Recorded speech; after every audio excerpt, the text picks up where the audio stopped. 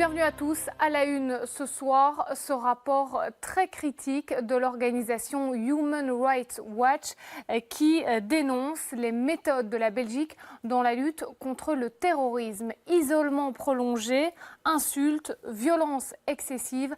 L'association pointe plusieurs abus de la police belge. On voit ça avec David Courrier et Yannick Van Gansbeek. Inculpé dans le dossier des attentats. Et puis à Molenbeek, une mosquée a dû fermer ses portes officiellement pour infraction urbanistique, mais le lieu est surveillé depuis près d'un an par la sûreté de l'État. Il a été fréquenté par plusieurs terroristes, dont le suspect principal des attentats de Bruxelles, Mohamed Abrini. Elisabeth Grootars et Niels Dageler. Les noms et les visages des criminels.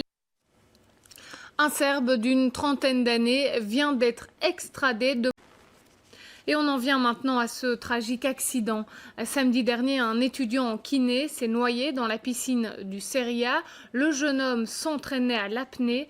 Depuis cet accident, le Seria réfléchit à de nouvelles mesures de sécurité. Michel Geyer et Niels Dageler. Et puis cette information service à vous signaler, les bus de Leyne sont perturbés aujourd'hui en Brabant flamand à cause d'une action de grève menée par le syndicat chrétien. Le sud de Bruxelles est également touché par ce mouvement ce soir encore. Dès demain, les bus rouleront à nouveau normalement.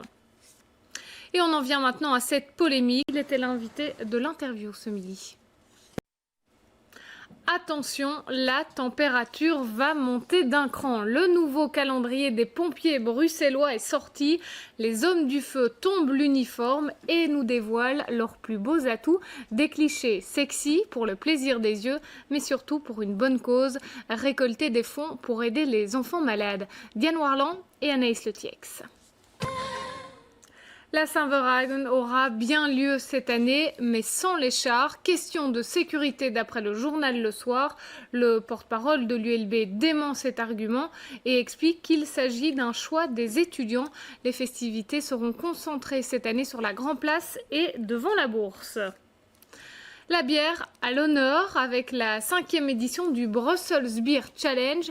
Durant tout le week-end, la Bourse se transforme en temple de la bière. 80 experts internationaux ont la délicate mission d'élire les meilleures bières au monde. Aline Jacobs et Nicolas Kennart.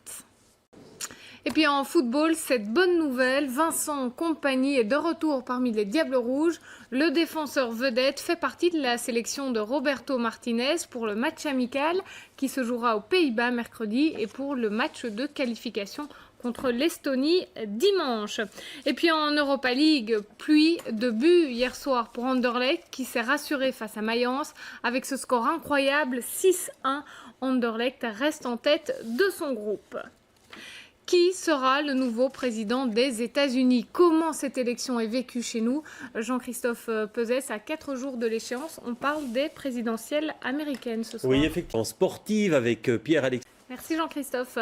Et demain, sachez que les invités politiques des experts seront les députés bruxellois Michael Verboede pour le PTB et Gaëtan Van Guatsenoven pour le MR. Ils reviendront bien sûr sur l'actu de la semaine aux côtés de Jean-Jacques Deleu et ses chroniqueurs.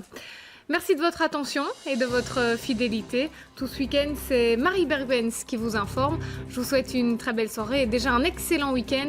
Portez-vous bien. À lundi.